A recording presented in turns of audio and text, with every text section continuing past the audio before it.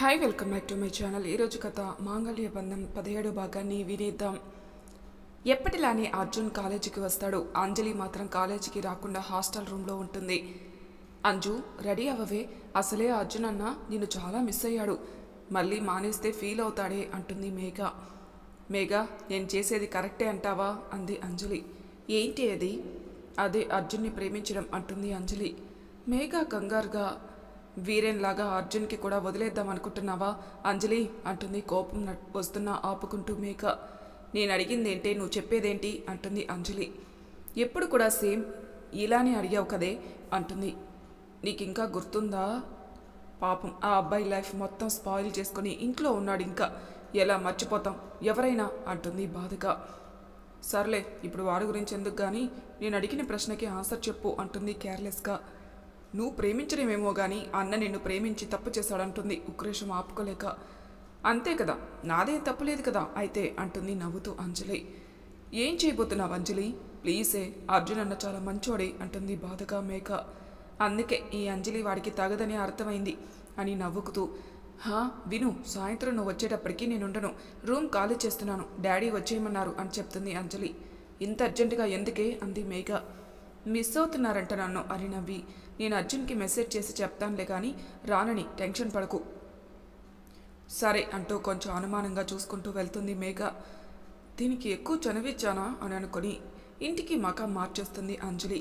ఇంట్లో అంజలి ఫాదర్, అంజు నీకు ఈ పెళ్ళి ఇష్టమేనా అని అడుగుతారు. అదేంటి నన్ను అలా అడుగుతున్నారు అంటుంది, తన గురించి ఏమైనా తెలిసిందేమో అని భయపడుతూ. అది కాదమ్మా, మంచి సంబంధం అని నిన్ను చదువు మానిపించి మరీ పెళ్లి చేస్తున్నాను కదా, అందుకే నువ్వేమన్నా బాధపడుతున్నావేమో అని అడుగుతున్నాను. అదేం లేదు నాన్న, మీ ఇష్టమే నా ఇష్టం అని చెప్తుంది. పెళ్ళయ్యాక మళ్ళీ చదువుకుంటానంటే అతను చదివిస్తానన్నాడురా, సో వర్రీ కాకు. అలానే నేను నిన్ను ఇలా పెంచడానికి కారణం నీ పరిస్థితి ఎలా ఉన్నా నీ క్యారెక్టర్ మాత్రం చేంజ్ అవ్వకూడదని చెప్పి నవ్వుతూ బయటకెళ్తారు. అంజలి మదర్, అంజు వాళ్ళకి ఎంత ఆస్తి ఉందో తెలుసా, మనకంటే 10 రెట్లు. నేను కాలు కింద పెట్టనీయకుండా చూసుకుంటా అని చెప్పాడు రా అతను. చాలా అదృష్టవంతురాలు తల్లి అని ముద్దు పెట్టుకుని సంతోషంగా వెళ్తారు. అయితే నేను ఫ్రీ బర్డ్ విత్ మనీ అన్నమాట అనుకుంటూ డ్యాన్స్ వేస్తూ ఉంది. కానీ ఎక్కడో మనసులో మాత్రం అర్జున్ పేరు వినిపిస్తూనే ఉంది. కానీ దాన్ని పూర్తిగా తొక్కి పెట్టేసి డ్యాన్స్ కంటిన్యూ చేస్తుంది. అప్పటి నుండి అంజలి పూర్తిగా కాలేజీకి రావడమే మానేసింది. అర్జున్ ఫోన్ చేస్తే మాట్లాడుతూ వరల్డ్ టూర్ తీసుకెళ్లారని చెప్తూ కవర్ చేస్తుంది. అర్జున్ కూడా ఏమీ అనలేక ఫోన్ చేస్తూ చాటింగ్ చేస్తూ సరిపెట్టుకున్నాడు. ఇలానే అర్జున్ కూడా తన లాస్ట్ సెమ్ సక్సెస్ఫుల్గా కంప్లీట్ చేసి గోల్డ్ మెడల్ సంపాదించుకున్నాడు.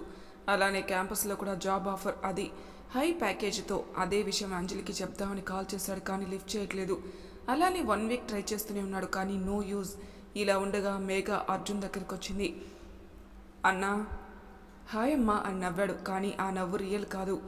అన్నా అది చెప్పురా, నీతో అంజలి మాట్లాడాలంట, ఇదిగో అని తన ఫోన్ ఇస్తుంది. అర్జున్ ఆశ్చర్యంగా చూస్తాడు. తన ఫోన్కి చేయకుండా మేఘాకి చేయడం ఏంటి అని. మళ్ళీ తనే ఒకవేళ సర్ప్రైజ్ చేస్తుందేమో, వచ్చిందేమో అనుకుని ఫోన్ తీసుకుని అంజు అంటాడు. ఈసారి తన నోటి నుండి ఎప్పుడు వచ్చే చిన్నమ్మ అనే మాట రాదు. అర్జున్, నేను చెప్పేది జాగ్రత్తగా విను, నా ఫొటోస్ నీ దగ్గర చాలా ఉన్నాయి కదా, అవన్నీ మేఘ ముందే డిలీట్ చేసేయి అంటుంది డైరెక్ట్గా తన పాయింట్కి వస్తూ. ఎందుకు అన్నాడు. రేపు నా పెళ్ళి కాబట్టి. అంజు అని అరుస్తాడు. అరవక్ అర్జున్, నువ్వు విన్నది కరెక్టే. నాకు మా డాడీ పెళ్లి చేయాలనుకున్నారు.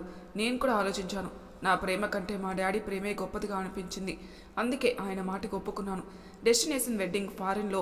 ఇప్పుడు కూడా ఆ ఫొటోస్ ఉంటే మా డాడీకి బ్యాడ్ నేమ్ వస్తుందని అడుగుతున్నాను అంటుంది చాలా కటువుగా.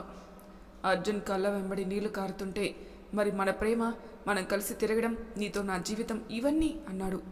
అవన్నీ నాకు తెలీదు. ఇప్పుడు నేను చెప్పిన పని చేస్తావా లేదా? చేయనంటే చెప్పు, మా మనుషులు పంపిస్తాను. అర్జున్ ఒక విరక్తి నవ్వు నవ్వుకొని, నా మనసునే చంపేశాక నీ మనుషులొచ్చి మాత్రం ఏం చేస్తారు అంటూ అంజలి లైన్లోనే ఉండగానే తన ఫోన్ని బద్దలు కొట్టేశాడు. ఆ సౌండ్ విని హమ్మయ్య అనుకొని ఫోన్ పెట్టేస్తుంది అంజలి.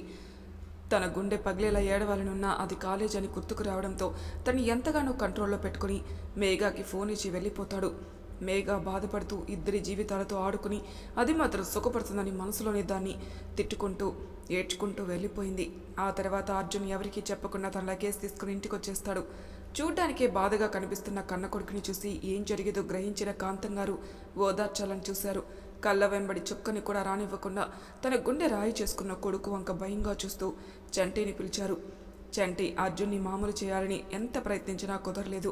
చివరికి తనకి అలవాటు ఉన్న పద్ధతిని అర్జున్కి అలవాటు చేశాడు. ఆ మత్తులో తాగుతూ తన భవిష్యత్తుని కాలరాసేసి గమ్యమేంటో తెలియకుండా బ్రతుకుని గడుపుతూ ఉన్నాడు.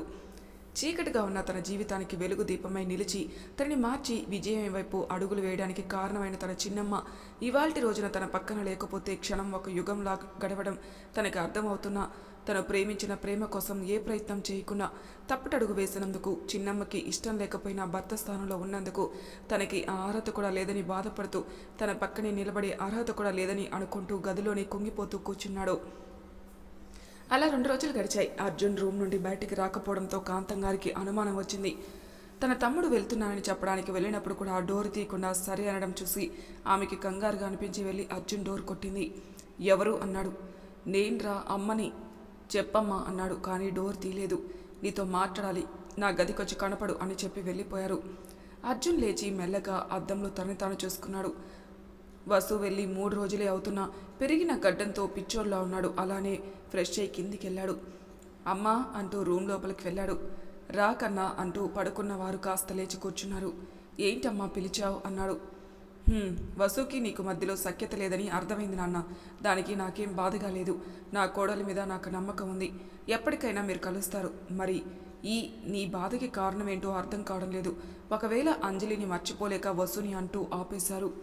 అదేం లేదమ్మా, మనసేం బాగులేదంతే అంటాడు. ఎందుకో నేను తెలుసుకోవచ్చా కన్నా అంటూ అర్జున్ తలనిమురుతారు. ఎలా చెప్పాలో అర్థం కాక చిన్నమ్మకి దూరంగా ఉండలేకపోతున్నానమ్మా అంటాడు. ఎవరుండమన్నారా నిన్ను అంటే తను 1 వారం రోజులు ఉండి రమ్మంది కదా, ఇప్పుడే వెళ్తే అని ఆపేశాడు. కాంతం గారు చిన్నగా నవ్వుకుంటూ మా ఆయన నన్ను చూడకుండా ఉండలేక వచ్చేస్తాడని పొంగిపోతుందిలే అని నవ్వుతారు. అర్జున్ కూడా ఆ మాటకి నవ్వుతూ నిజంగానా అమ్మా, అయితే నేను వెళ్ళనా అంటాడు. వెళ్ళు. అలానే ఒక మాట, మనం ప్రేమించిన వారికంటే మనల్ని ప్రేమించే వారి ప్రేమ పొందడంలో ఉండే ఆనందం అది అనుభవిస్తేనే తెలిసేది. మనసులో అనుమానాలు పెట్టుకోకుండా నా కోడలతో చక్కగా కలిసి ఉండు కన్నా అని చెప్తారు కాంతం. సరే అమ్మా, నేను ఇప్పుడే వెళ్తాను అంటూ లేస్తాడు.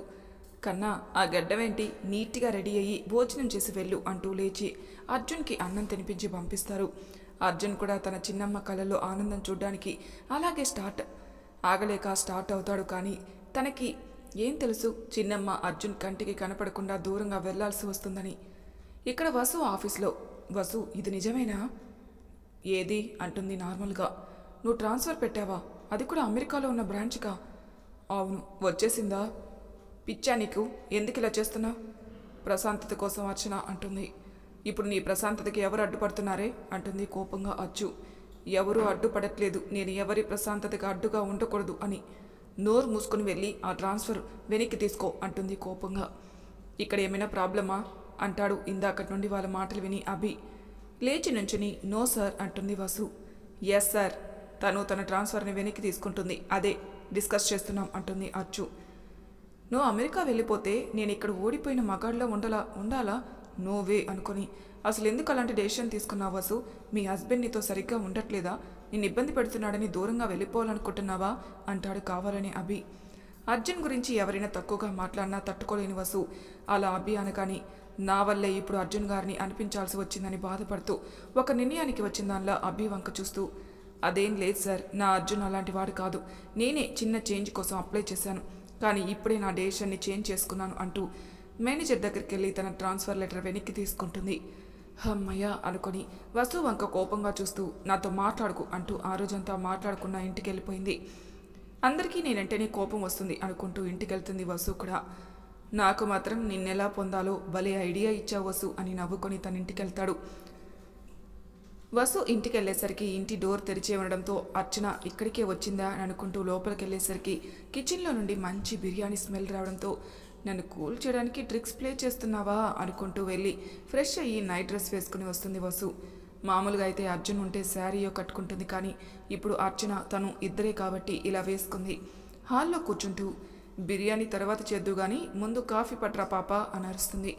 కాఫీ తీసుకుని బయటకు వస్తూ మెల్లగా నడుస్తూ వసు చేతికి కాఫీ ఇచ్చాడు. అది తీసుకుంటూ తన గుండె గట్టిగా కొట్టుకుంటూ ఉంటే ఎందుకే ఇలా కొట్టుకుంటున్నావు, నీ అర్జున్ ఇక్కడ లేడు కదా అని అనుకుంటూ అర్చన వైపు చూస్తుంది. అటువైపు నుండి నవ్వు సమాధానంగా రావడంతో టక్కుమని లేచి నించుంది. అర్జున్ నవ్వుతూ కూర్చో చిన్నమ్మా అంటాడు. ఒకవైపు అర్జున్ వచ్చేశాడని ఆనందం, ఇంకొక వైపు తన ప్రేమ నేను కాదు కదా అని బాధతో కళ్ళ వెంబడి నీళ్ళతో అలా చూస్తూ ఉంటుంది.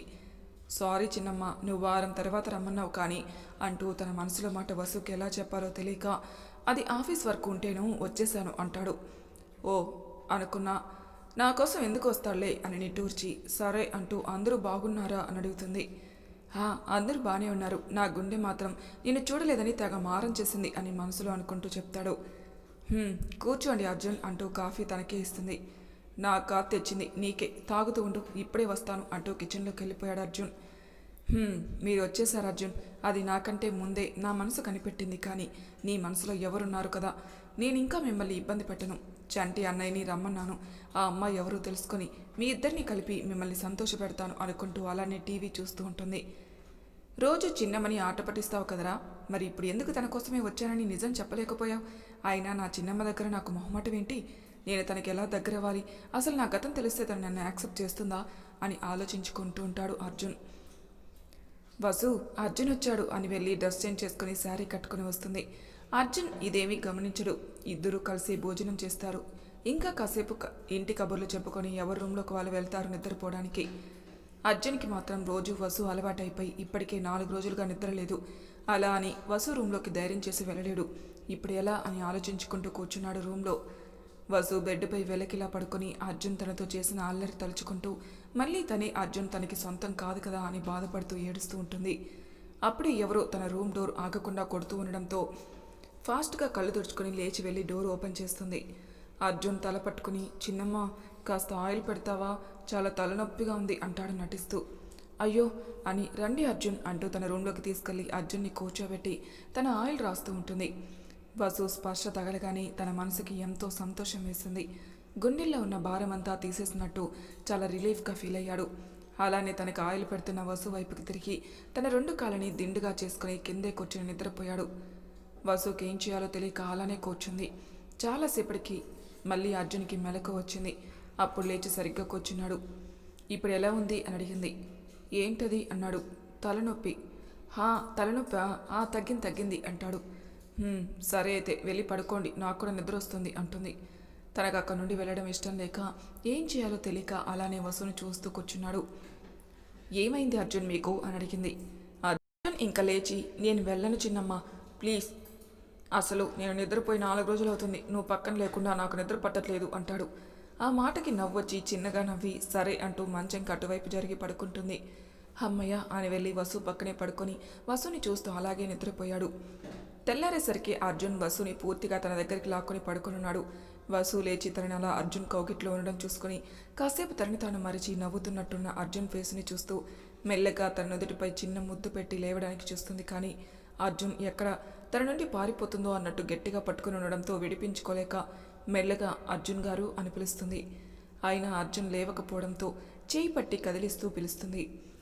ప్లీజ్ చిన్నమ్మ, నాకు బాగా నిద్రొస్తుంది, డిస్టర్బ్ చేయకు అంటూ వసుని తన దగ్గరికి లాక్కొని మరీ నిద్రపోతాడు మళ్ళీ అర్జున్ అంత దగ్గరగా తనని పొదుముకోవడం తనకి చెప్పలేనంత ఆనందంగా ఉన్నా లేచాక ఏం అరుస్తాడో అని భయంగా కూడా ఉంది. తన ఫాస్ట్ ఎక్స్పీరియన్స్ వల్ల అయినా తననైతే విడిపించుకోలేదు అని అర్థం చేసుకొని అలానే కళ్ళు మూసుకుంది. మరి తర్వాయి భాగంలో ఏం జరుగుతుందో నెక్స్ట్ ఎపిసోడ్లో తెలుసుకుందాం. అంతవరకు నా ఛానల్ సబ్స్క్రైబ్ చేయని వాళ్ళు ప్లీజ్ సబ్స్క్రైబ్ చేసుకోండి, లైక్ చేసి షేర్ చేయండి, మీ అభిప్రాయాలను కామెంట్ రూపంలో తెలియజేయండి. Thank you for listening.